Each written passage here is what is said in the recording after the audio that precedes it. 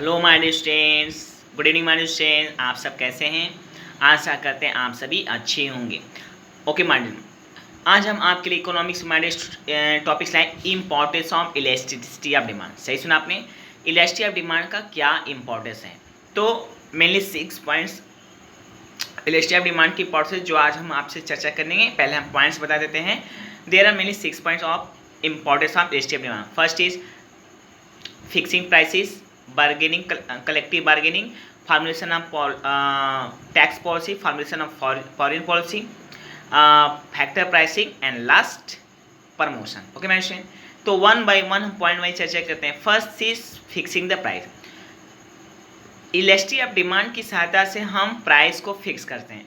Market में किसी भी कमोडिटी का या गुड सर्विस का कितना मार्केट में प्राइस अप्रोप्रिएट प्राइस होगा जो अफोर्डेबल हो, ताकि प्रोड्यूसर को मिनिमम कॉस्ट पे मैक्सिमम बेनिफिट मिले और वही कंज्यूमर को ऐसे गुड सर्विस के परचेज करने पर minimum cost per maximum satisfaction मिले। ओके मनीष, तो ये पहला मेन इम्पोर्टेंस है प्राइस इलास्टिसिटी ऑफ डिमांड का, कि इससे हम किसी भी गुड सर्विस का मार्केट में प्राइस फिक्स कर सकते। ओके मनीष, सेकेंड पॉइंट है collective bargaining.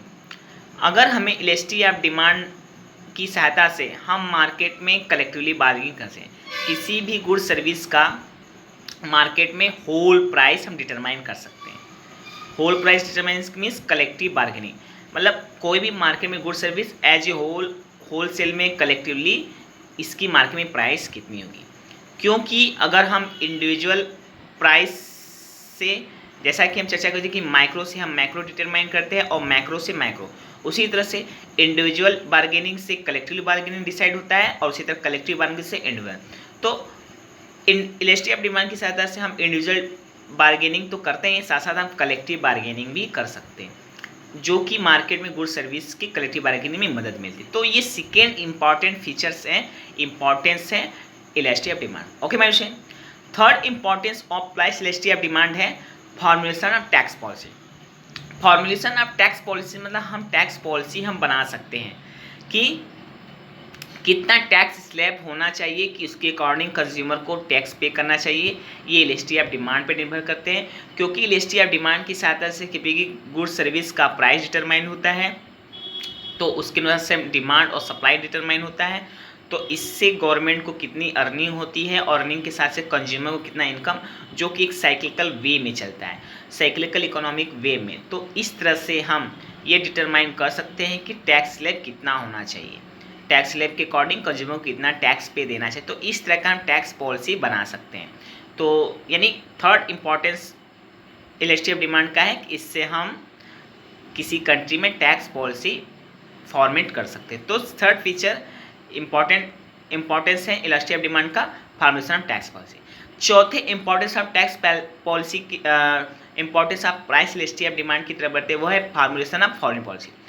Elasticity of demand की सहायता से हम फॉरेन पॉलिसी भी डिटरमाइन कर सकते हैं कि फॉरेन लेवल पे गवर्नमेंट को कितना दूसरे देश को लोन देना चाहिए, कितना लेना चाहिए, कितना एक्सपोर्ट इंपोर्ट देना चाहिए, ठीक है।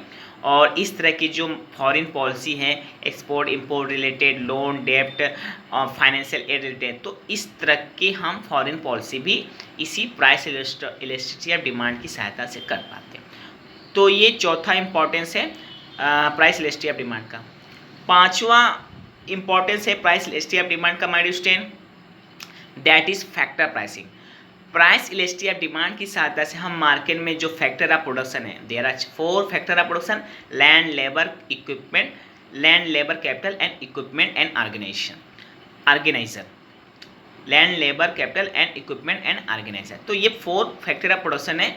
तो इनकी मार्केट में क्या कॉस्ट होनी चाहिए, मिनिमम कॉस्ट कितनी होनी चाहिए, ताकि प्रोडक्शन में प्रोड्यूसर को मिनिमम कॉस्ट मैक्सिमम बेनिफिट मिले रेशनलिटी थ्योरी के अंतर्गत, और वही रेशनलिटी थ्योरी की तरह कि कंज्यूमर इन गुड सर्विस को मिनिमम कॉस्ट पे मैक्सिमम बेनिफिट मिले, तो इसका मिले। तो इसलिए इसके अकॉर्डिंग हमें फैक्टर का मार्केट प्राइस कितना होना चाहिए, यानी फैक्टर ऑफ प्रोडक्शन का मार्केट प्राइस कितना होना चाहिए। तो ये बातें प्राइस इलास्टिसिटी ऑफ डिमांड की सहायता से डिटरमाइन होता है। ओके माय डियर, तो प्राइस इलास्टिसिटी ऑफ डिमांड, तो ये पांचवा इंपॉर्टेंस है प्राइस इलास्टिसिटी ऑफ डिमांड।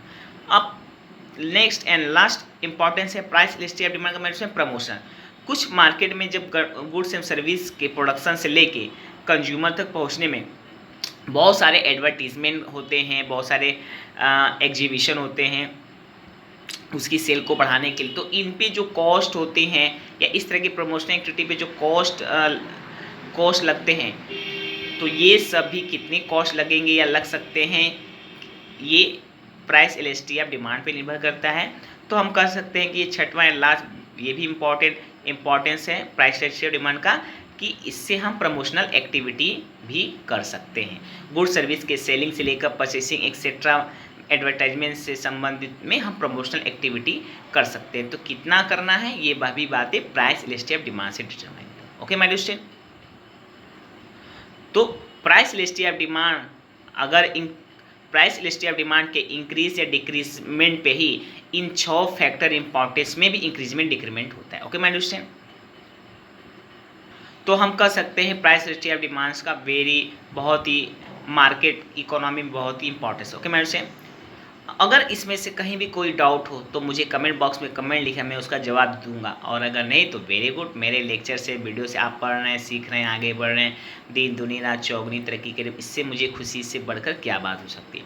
और हाँ, अगर अभी तक आपने हमारा channel like and subscribe share नहीं किया तो please subscribe my channel and like and share also to your friends by Facebook, WhatsApp, different social media. Okay, क्योंकि ऐसा करने से मेरे कॉन्फिडेंस जरूर बढ़ते हैं, हालांकि आपका इसमें 1 रुपये भी नहीं लगते, जो कि ये फ्री कॉस्ट सर्विस है जो मैं आप तक पहुंचाता हूं। आप तक आपसे संबंधित सारे लोगों के ये वीडियो बहुत ही फायदेमंद साबित होंगे, न डायरेक्टली तो इनडायरेक्टली, न शॉर्ट टर्म में तो लॉन्ग टर्म में, क्योंकि विद्या कभी खराब नहीं जाता। Knowledge does never gets expire. Okay बच्चे, तो कल फिर मिलते हैं, फिर इसी तरह demand elasticity of demand analysis के अंतर्गत फिर किसी नए टॉपिक से या इसी टॉपिक संबंधित किसी टॉपिक से। Till then bye bye, good night, see you and Mahadev.